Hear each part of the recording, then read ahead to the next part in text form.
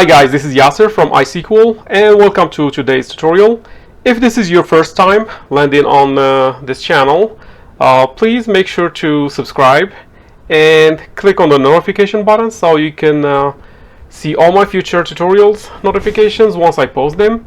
Also, if you like the content of this video, don't forget to hit the like button and share it with your friends. So let's go over the table of content of today's tutorial, then we'll start right after that. Please stay tuned.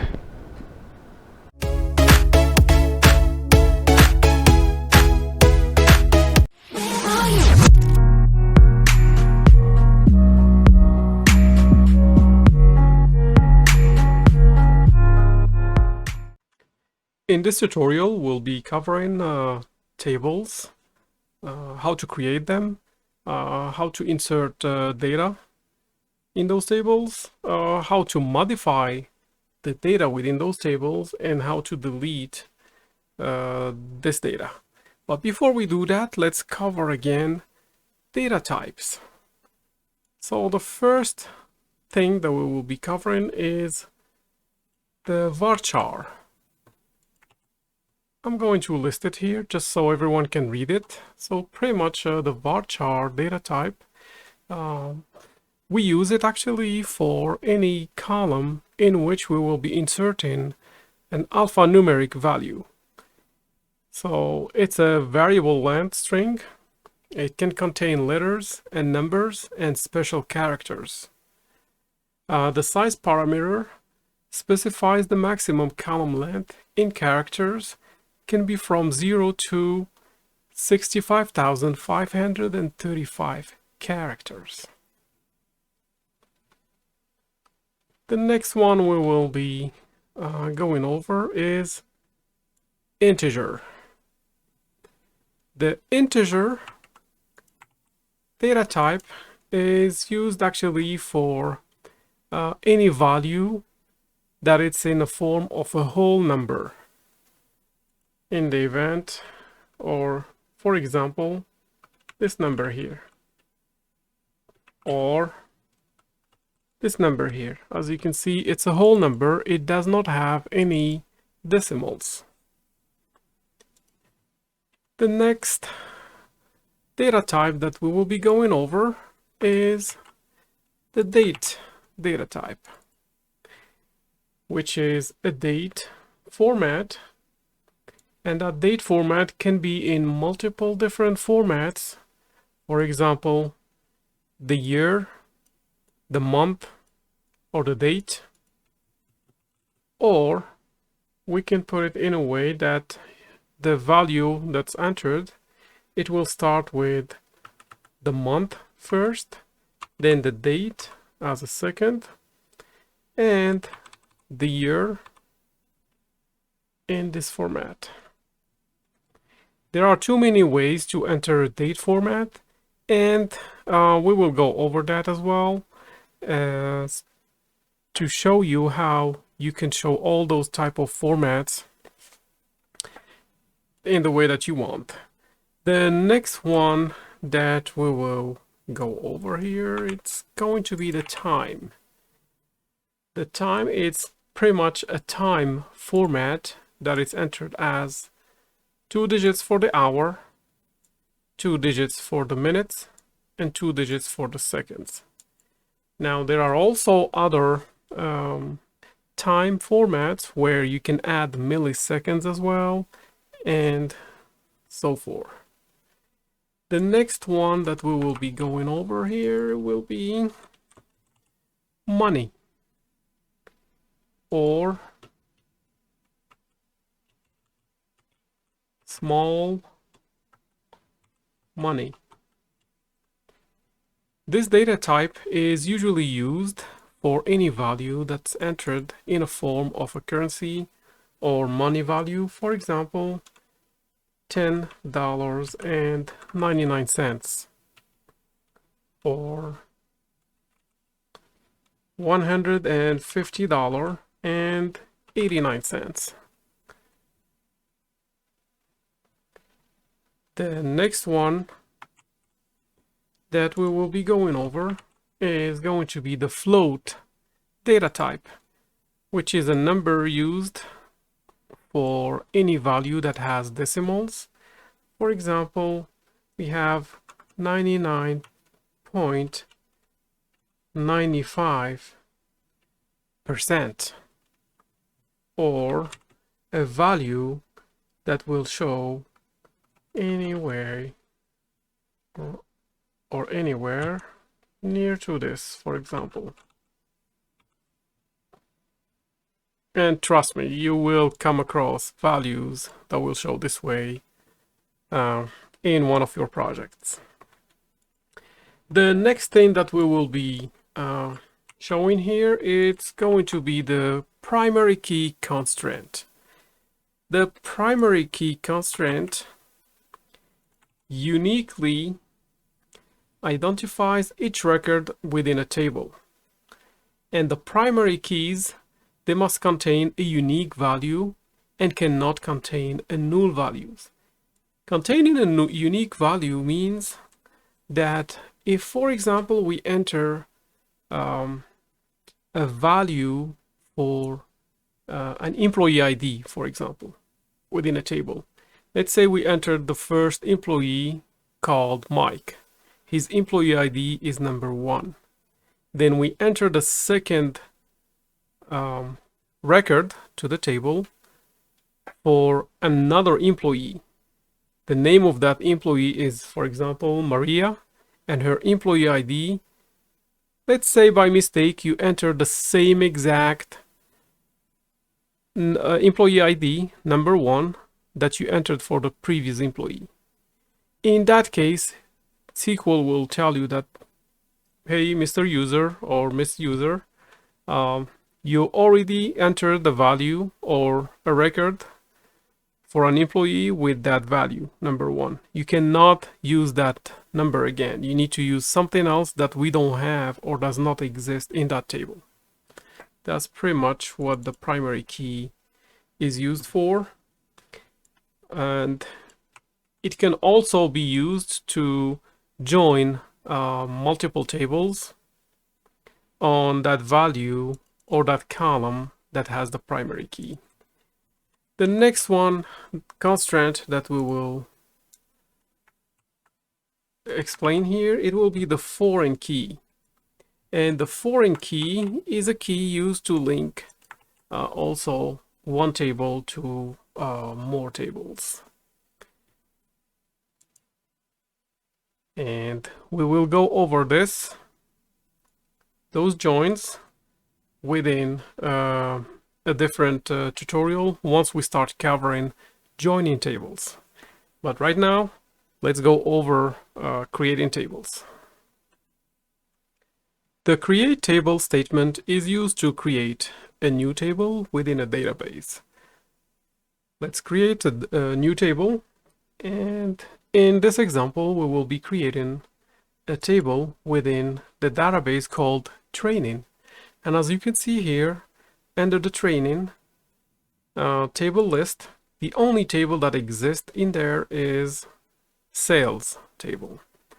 We need to create a new table called employees. This is how we will create it. The first thing you will use is the command create table, and you need to specify the name of this table. So we will be calling it employees. Now, by creating this table, after specifying the name, we need to specify the columns that will be inside that table. And those columns, we need to give them or specify data type for each of those columns. The first column that we will be creating here, it will be the employee ID. So since employee ID will be in a form of a whole number, we will give it a data type as an int or integer. Let's use int for now. And because an employee ID should not have a null value in it, or should never be null, we can specify the word here, not null. Now, we need to make this column as a primary key. We'll just specify primary key. Now, let's go and create the second column. In order to create the second column or add the second column, we need to add a comma in here. Go back to the line and we specify the name of that column. So in this event, we will be using first name, and since names can have a string of characters between numbers, letters and numbers, then we can give it a data type as varchar with 50 digits or a length of 50. Next one will be employee last name, and we can give it also a varchar of 50 characters.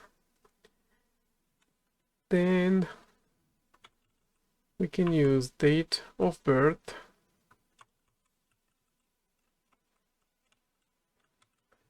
here, and in this case it will be in a form of date data type.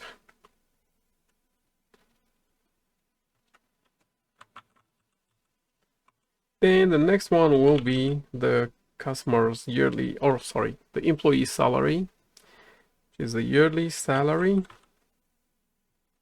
And because it's in the form of a currency, we'll give it a small money. Then you need to close your parentheses that you opened here.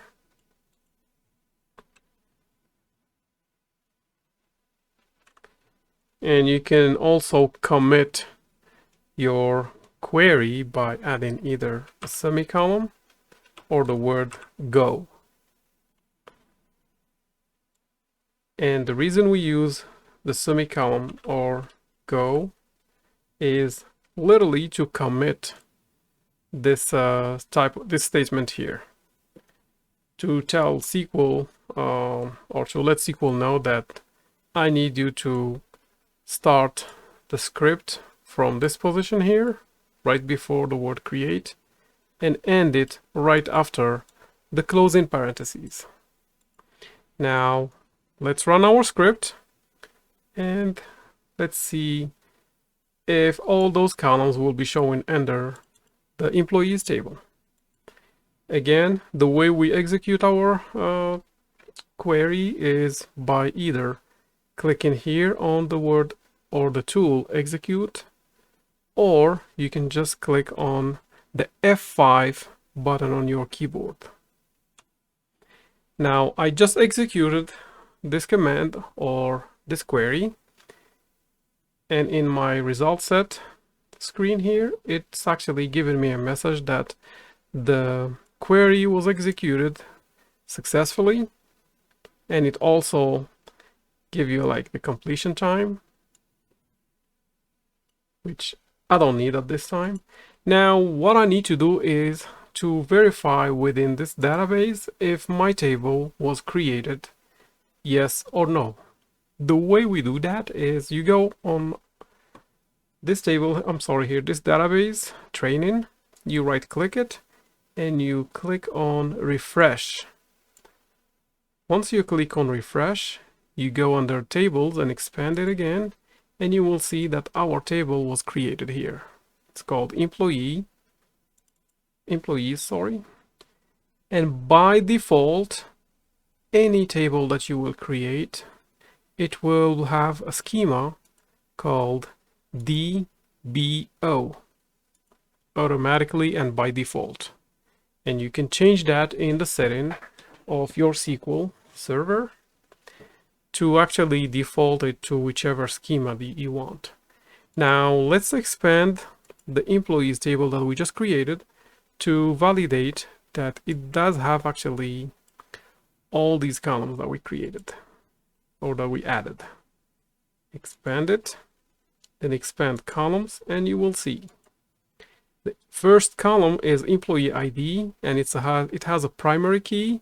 It's in a data type as int, and it's a not null value. It's the same thing that we gave it here. The second one is the first name, and it's a varchar 50, and we have the same thing here. So SQL by default, if you don't specify null or not null for the column, it will default it to not null, to null actually, which means this column within the table employee may have a null value for such column. So the next one is a last name, and it's showing 50 characters, and it's a varchar, and the same thing here that we entered. Date of birth is set as a date, and that's what we gave it. The yearly salary, we gave it small money, and it's showing the same value here for that data type. Okay.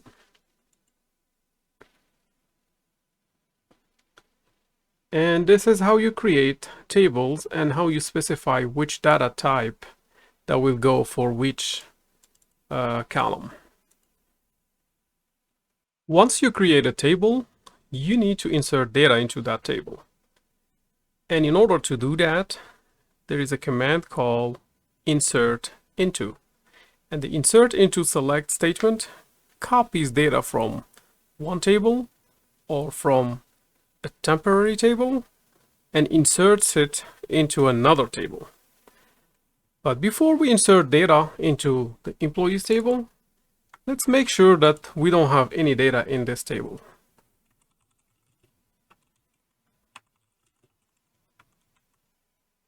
I'm going to execute a select star from the employees table just to see if it has any informations in it yet.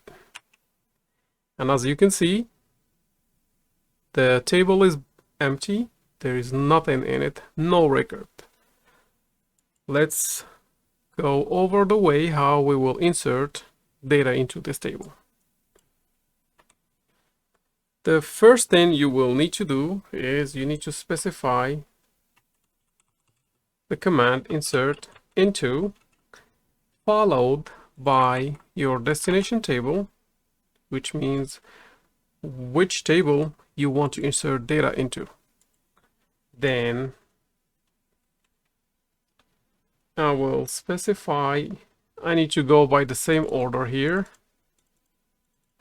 Employee ID first, first name second, last name third, date of birth as fourth column, and yearly salary as the last column. So I will specify employee ID number 1 as employee ID. I'm just going to run this so you can see the value that I will enter in the employee table. Then the next thing I need to enter to the table will be a first name. I'm going to choose John as a first name, Doe as last name. The date of birth, I will choose 1990, August the 1st.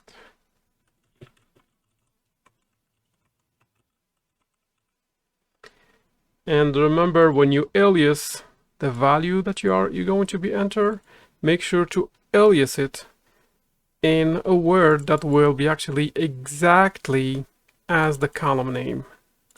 So SQL will know that this value here should go to the employee ID, And this value here should go to the first name column within the employee table, and so on. So after the date of birth, now we need to enter a yearly salary. Let's say $95,000 per year.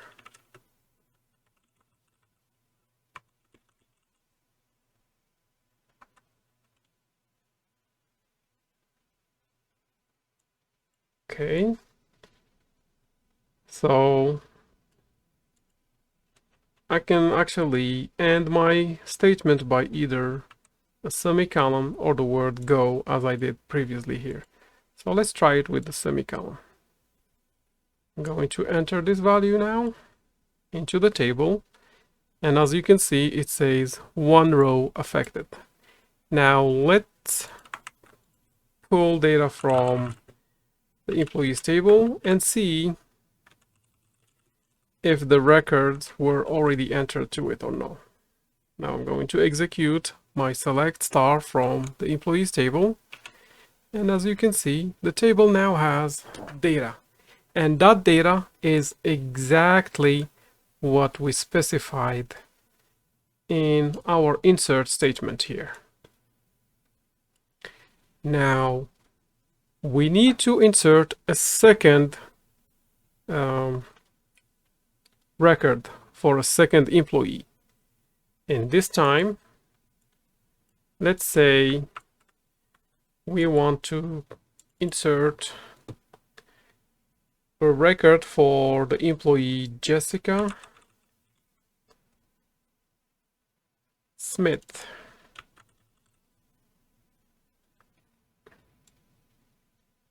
She is born on 1980, June 15th. Her salary is $150,000. And I give her employee ID as number 1. So now let's enter the second employee's info or records into the employees table. I'm going to highlight my query and click on execute. And as you can see here, I'm getting an error. For some reason, this table cannot take any information for this employee here. And the reason why, it's telling me that violation of primary key constraint, primary key employee, blah, blah, blah, cannot insert duplicate key in object DBU employees, which is the table employees. The duplicate key value is 1, which is the value 1 that we entered here. Why?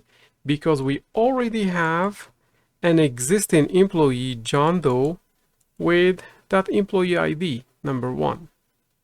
So you can't have multiple employees under the same employee ID, because this employee ID should be unique to every single employee within the company.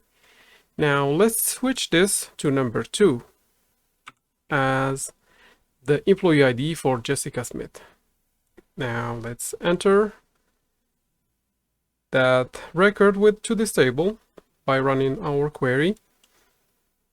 Now you see that the value was entered and the query did run fine and successfully. I will now pull all the informations from the employees table, and as you can see, we have our second record here. First one for John Doe, the second one for Jessica Smith.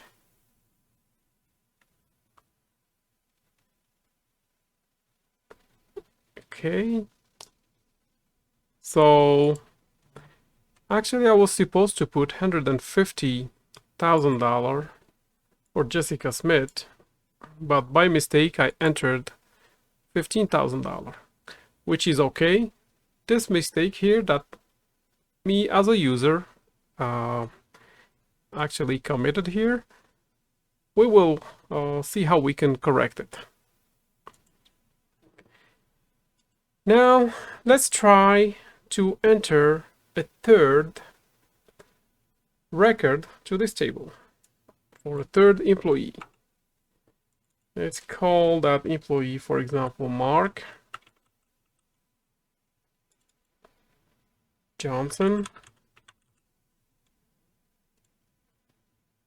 who's born in 1976 in March 28. His salary is going to be $120,000.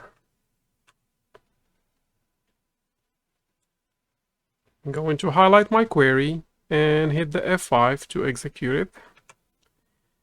As you can see, our query was successfully run and completed. Now let's run the select star from the employees table so we can see all the records that have been entered into the table.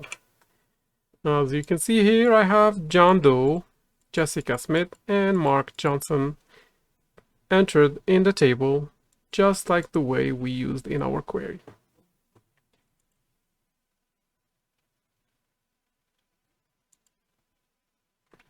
Updating a record within a table. In order to do that, we need to use the command update or the update statement, which is used to modify the existing records in a table. Now, remember I told you that I entered the wrong salary for Jessica Smith? I was supposed to enter 150,000 and I entered 15,000 as her yearly salary. Now, in order to fix that, we will need to create our update statement. The way you do that, you have to write update, and you need to specify the table name, employees, and you do set yearly salary as $150,000, where employee ID equal 2 for Jessica. As you can see, her employee ID is 2. So right now she's under $15,000 per year. As you can see, 15 and 3 zeros. I'm going to switch that from 15 3 zeros to 15 4 zeros. And we can terminate our code with the semicolon.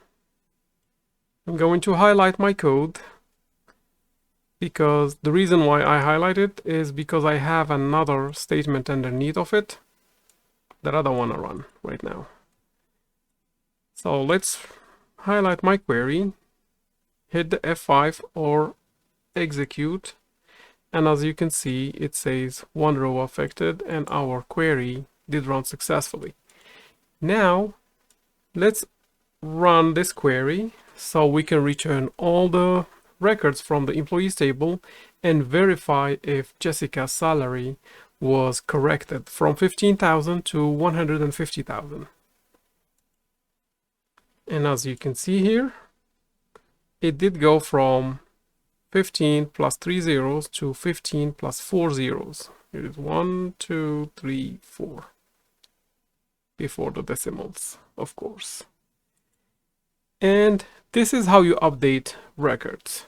Now let's say I also made a mistake on her date of birth, and instead of June the 16th, or instead of June, let's say the 11th, I entered June 16th. Now I need to modify this from June 16th to June 11th.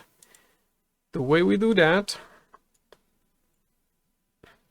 is we write update, the table name, we need to set the date of birth column to 1980 June 11th, where the employee ID equal to, for Jessica, as you can see here, we have June 16th. Once I run my update query, the June 16th value will be switched to June 11th that I specified in my query. Let's test that. Okay, my update query did run fine and completed successfully.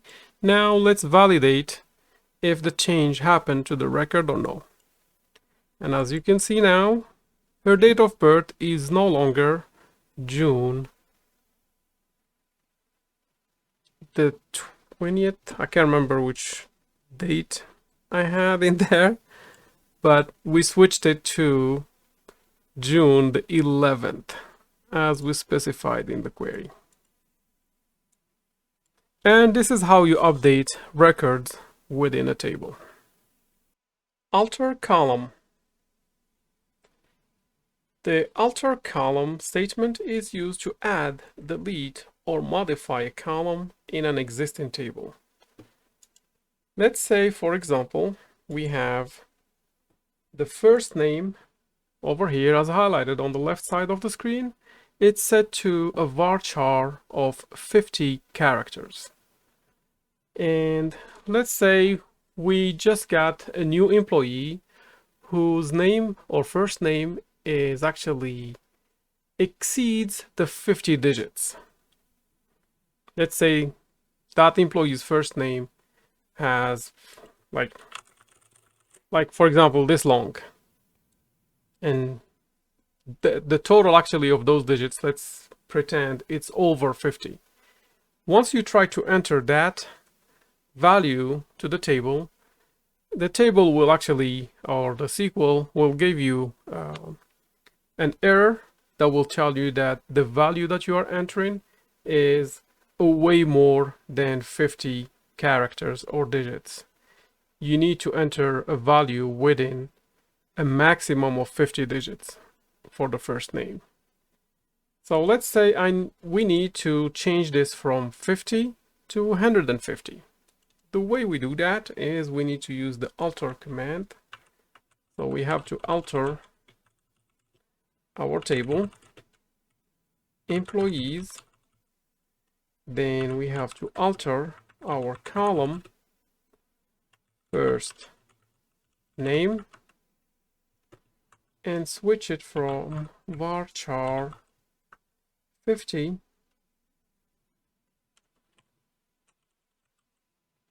to 150. We end our statement with the semicolon. This one is, you can do it or you can remove it, you don't need it. But the reason you use it is in the event you have multiple scripts, like let's say you want to change the last name as well, and you want to change the salary or the yearly salary from small money to also varchar, and you want to run everything at once, then it's good to have those commit semicolons or the word go.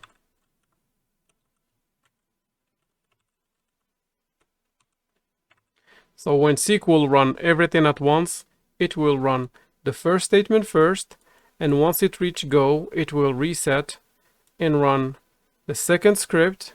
Once it finishes the second script and gets to the word go, it will stop and reset again. This actually helps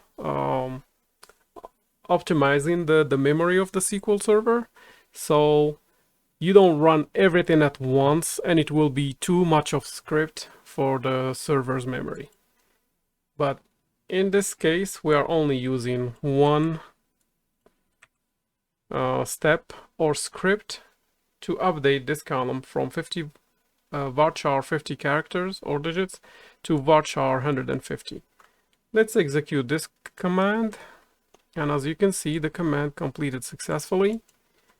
Now let me refresh this so we can see. As you can see, this 50 is from what we entered earlier.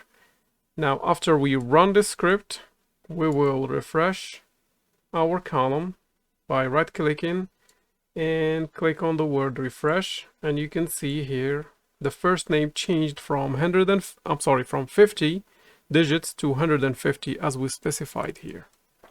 And this is how you alter a column or a table by changing the data type actually from one data type to another, or by increasing the data type within the same type that we gave that column. In this event, it used to be varchar. We kept it as a varchar. We just increased it from 50 to 150. The delete statement is used to delete an existing record from a table. So let's say on the table that we have in front of us here, the employees table, let's say we want to delete this last record here because whomever entered this record was not supposed to enter it at all. It was supposed to go to a different company, for example, but they enter it to our employees table. So the way we delete this record is we have to write our delete statement as the command delete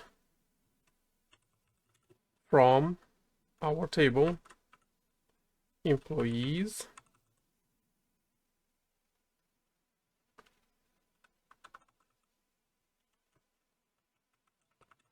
where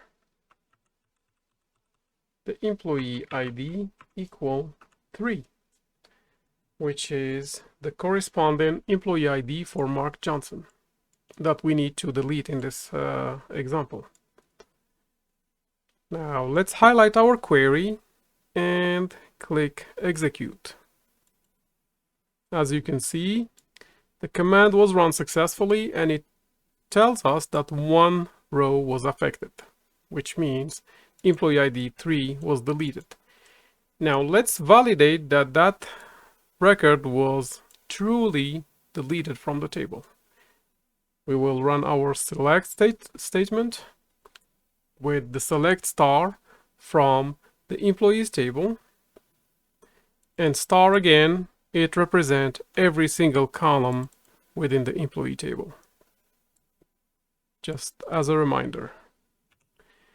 And as you can see now, the employee ID number 3 for Mark was deleted. This is how you delete a record from a table. You just need to make sure to specify which record. If you don't specify where clause from here, and you just run your query just this way, you will lose everything from that table. And at that time, you'll be in trouble because you lost company's data. And you don't want to do that. You always need to make sure that you are deleting the exact record that you want to delete. And before you run your delete statement, for example, let's say we want to delete Jessica. Make sure to do select star from the employees table where employee ID is 2. Run your select statement first to make sure that this is the record you want to delete.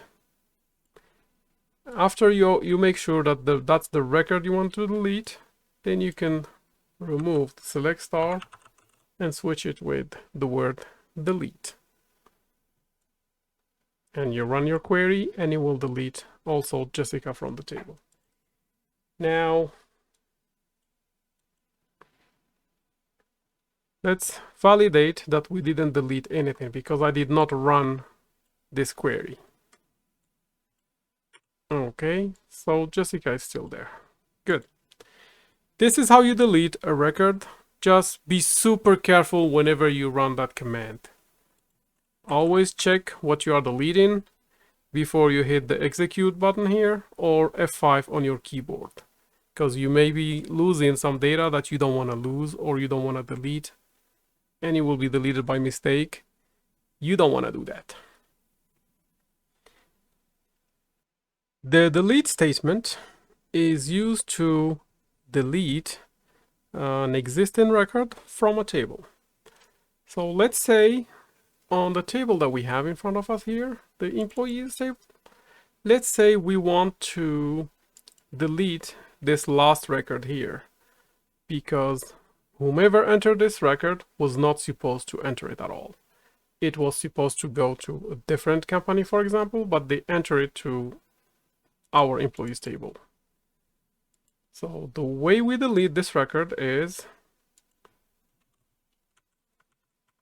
we have to write our delete statement as the command delete from our table employees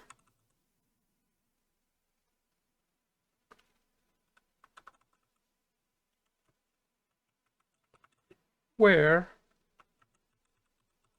the employee ID equal 3, which is the corresponding employee ID for Mark Johnson that we need to delete in this example. Now let's highlight our query and click execute. As you can see, the command was run successfully and it tells us that one row was affected, which means employee ID 3 was deleted. Now let's validate that that record was truly deleted from the table. We will run our select statement with the select star from the employees table, and star again, it represents every single column within the employee table, just as a reminder. And as you can see now, the employee ID number 3 for Mark was deleted. This is how you delete a record from a table. You just need to make sure to specify which record. If you don't specify where clause from here, and you just run your query just this way, you will lose everything from that table. And at that time, you'll be in trouble because you lost company's data. And you don't want to do that. You always need to make sure that you are deleting the exact record that you want to delete. And before you run your delete statement, for example, let's say we want to delete Jessica. Make sure to do select star from the employees table where employee ID is 2. Run your select statement first to make sure that this is the record you want to delete. After you make sure that that's the record you want to delete, then you can remove the select star and switch it with the word delete. And you run your query and it will delete also Jessica from the table. Now, let's validate that we didn't delete anything because I did not run this query. Okay, so Jessica is still there. Good. This is how you delete a record. Just be super careful whenever you run that command. Always check what you are deleting before you hit the execute button here or F5 on your keyboard, because you may be losing some data that you don't want to lose or you don't want to delete, and it will be deleted by mistake. You don't want to do that.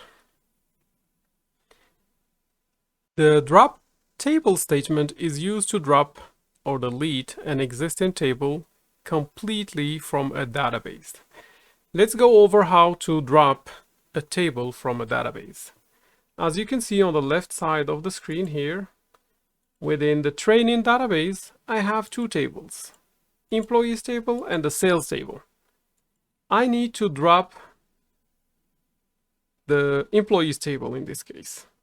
The way we do that is you do drop table and you specify the name of that table. So drop table employee. Let's run it.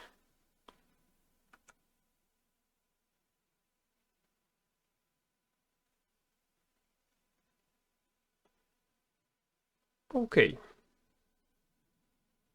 So it's SQL Server is giving me an error telling me that I cannot drop the employee table because this table does not exist or I don't have a permission. So why did I get this message here or error message? It's simply because I misspelled the name of my table. It's supposed to be employees in plural and I put it as employee. So if I add the S